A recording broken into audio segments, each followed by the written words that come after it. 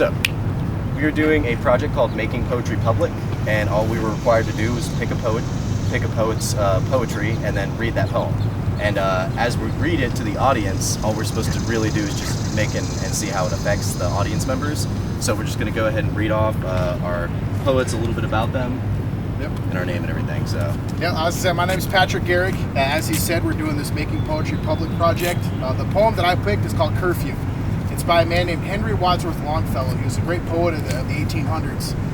Wrote poems that are really famous, such as Paul Revere's Ride and the Song of Hiawatha. This poem is a little bit less known, but is still very rhythmic and very beautiful nonetheless. It starts off and says, "Solemnly, mournfully dealing its dole, the curfew bell is beginning to toll. Cover the embers and put out the light. Toil comes with the morning and rest with the night. Dark grow the windows and quenched is the fire. Sound fades into silence, all footsteps retire. No voice in the chambers, no sound in the hall. Sleep in oblivion, reign over all. The book is completed and closed like the day. The hand that has written it lays it away. Dim grow its fancies, forgotten they lie. Like coals in the ashes, they darken and die. Songs turn into silence. The story is told. The windows are darkened, the hearthstone is cold. Darker and darker, the black shadows fade. Darker and darker, the black shadows fall. Silence and oblivion reign over all."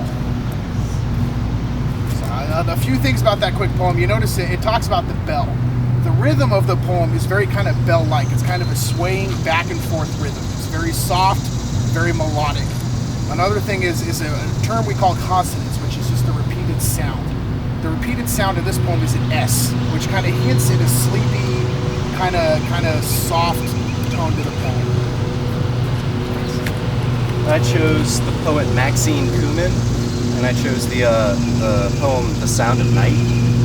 And a little backing to Maxine Kumen. She was born in Philadelphia, and she was originally born Maxine Whitaker, and she was the daughter of Jewish parents. She attended a Catholic school when she was in lower grades. She received her BA in 1946, her MA in 1948, and then that was at Radcliffe. And then in June 1946, she married Victor Kumen, and he was an engineering consultant. They had 2 daughters and a son.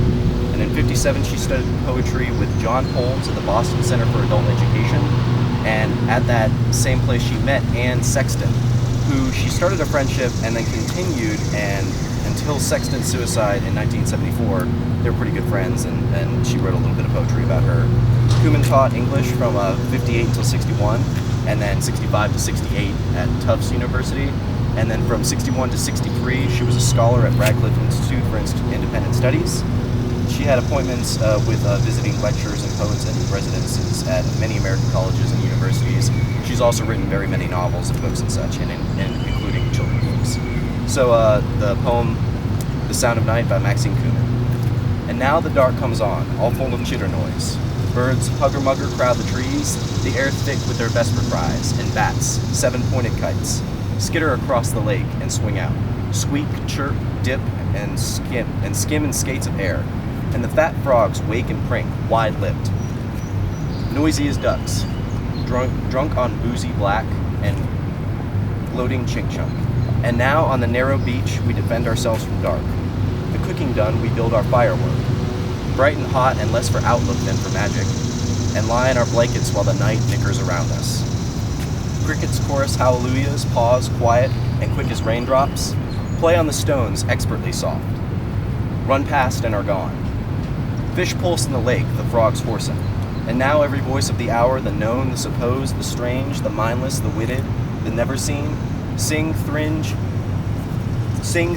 impinge, and rearrange endlessly, and debarred from sleep we wait, for the birds importantly silent, for the crease of the first eye-licking light, by the lake locked black away and tight.